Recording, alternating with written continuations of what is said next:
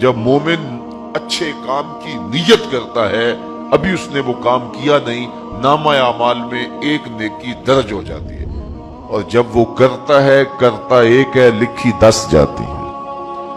اللہ اکبر۔ اور یہ اللہ تعالیٰ شرف بخشا ہے امت محمدیہ کو، علی صاحبہ الصلوات۔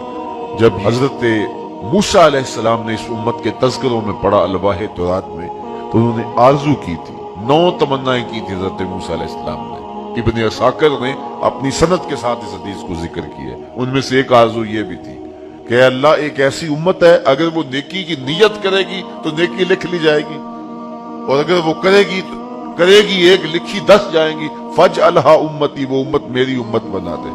قالت تلک امت احمد صلی اللہ علیہ وسلم، کہا یہ میرے پیارے احمد کی امت ہے۔ ایک نیکی کریں گے، ثواب 10 کی صورت میں لکھا ہے۔ حضرت رابعہ بصری سلام اللہ علیہا تشریف فرما تھی کہ خادمہ نے خبر دی کہ کوئی 5-4 مہمان آئے ہیں، فرمایا ان کو بٹھاؤ اور ان کو کھانا کھلاؤ۔ تو خادمہ نے عرض کی کہ باورچی خانے میں تو صرف 1 روٹی پڑی ہے اور مہمان 5-6 ہیں۔ آپ نے فرمایا اچھا، اس روٹی کو جا کے باہر خیرات کراؤ۔ خادمہ گئی اور خیرات کرائی۔ حضرت رابعہ بصریہ کا حکم تھا، ورنہ عقل تو یہی کہتی ہے کہ ایک اور ہے، باقی اور حاصل کی جائیں اور مہمانوں کی خاطر مدارت کی جائے۔ تو وہ 1 روٹی بھی خیرات کرائی۔ تھوڑی دیر کے بعد دروازے پہ دستک ہوئی، پوچھا من علی الباب، دروازے پہ کون ہے؟ کہا میں غلام ہوں اور ہمارے آقا نے آپ کی طرف کھانا بھیجا ہے۔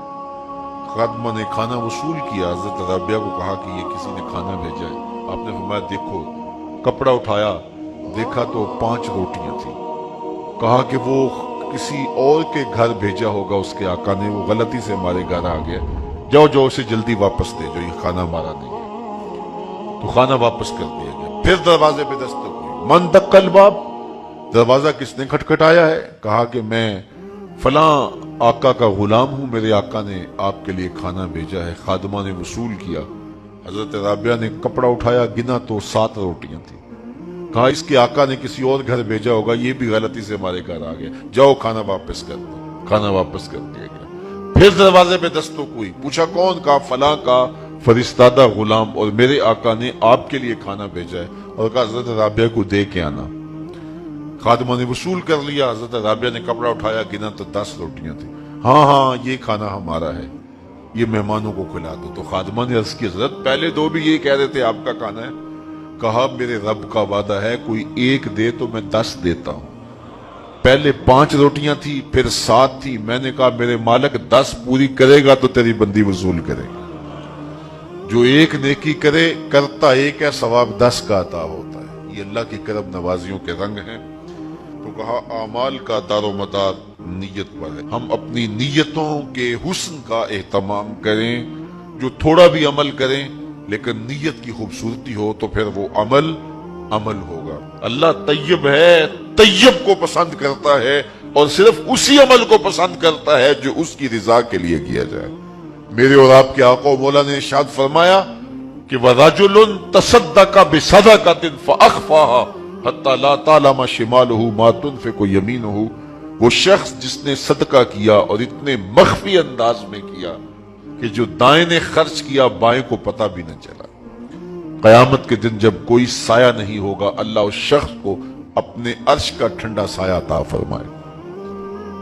ماہ سیام میں عید کے موقع پہ آپ کام کریں، غرباء کی مدد کریں، لیکن اگر آپ خلوص نیت کے ساتھ نہیں کر سکتے تو کسی کی غربت کا مذاق بھی نہ اڑائیں، اس طرح کسی کی تذلیل نہ کریں۔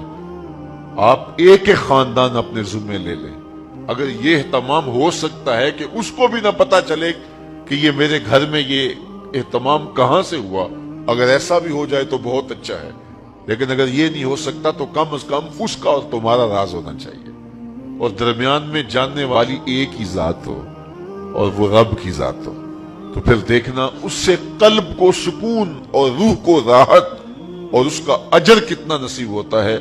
لیکن آج ہمارے عمل ریاکاری سے ملوث ہو گئے ہیں۔